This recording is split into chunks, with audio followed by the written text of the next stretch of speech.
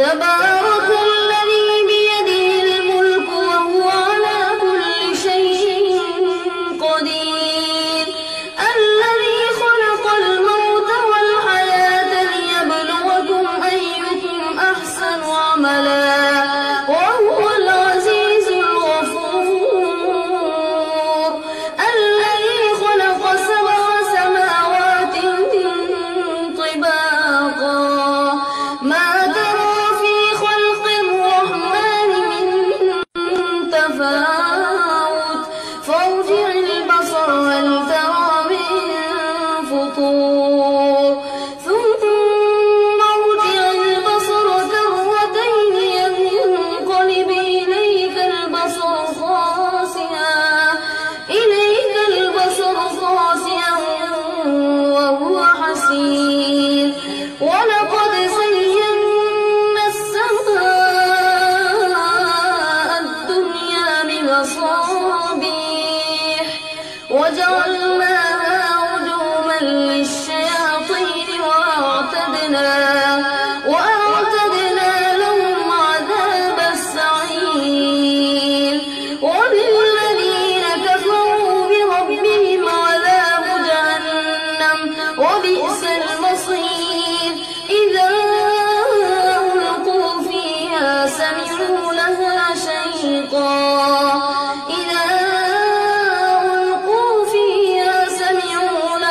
شهيقا وهي تفور تكاد تميز من الغيظ كلما ألقي فيها فوج سألهم خزنتها ألم يأتكم نذير قالوا بلى قد جاءنا نذير فكذبنا وقلنا ما نزل الله من شيء إن أنتم إلا في ضلال كبير وقالوا لو كنا نسمع أو نعقل ما كنا في أصحاب السعير فاعترفوا بذنبهم فسحقا لأصحاب السعير إن الذين يخشون ربهم بالغيب لهم مغفرة وأجر كبير وأسروا قولكم أو اجهروا به إنه عليم بذات الصدور ألا يعلم من خلق وهو اللطيف الخبير هو الذي جعل لكم الأرض ذلولا فامشوا في مناكبها وكلوا من رزقه وإليه النشور أأمنتم من في السماء أن يخسف بكم الأرض فإذا هي تمور أم أمنتم من في السماء أن يرسل عليكم حاصبا فستعلمون كيف نذير ولقد كذب الذين من قبلهم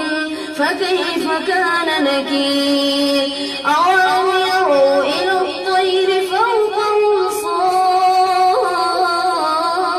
صافات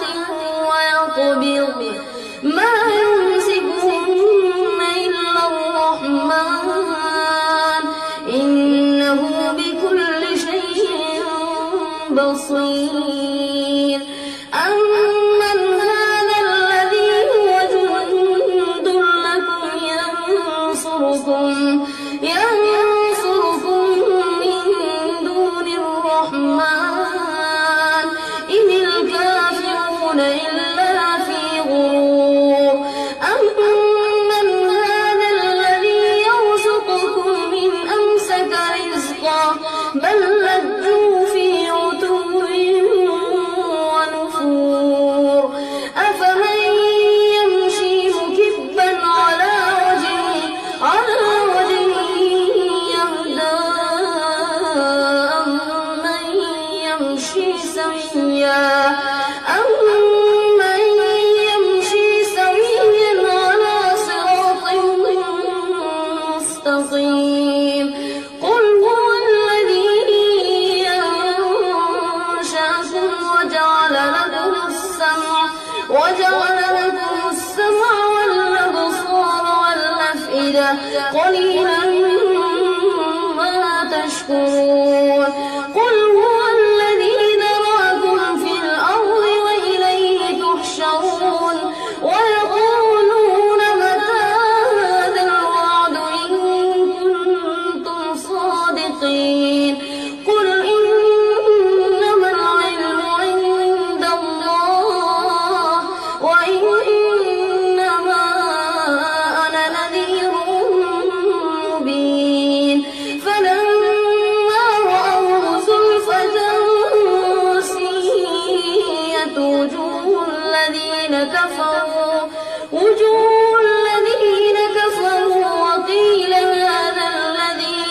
وقيل هذا الذي كنتم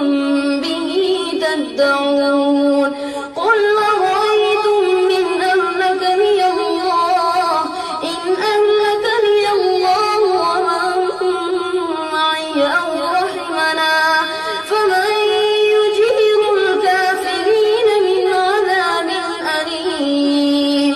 قل هو الرحمن آمنا به وعليه توكلنا فستعلمون من هو في ضلال مبين قل أرأيتم إن أصبح ماؤكم غورا فمن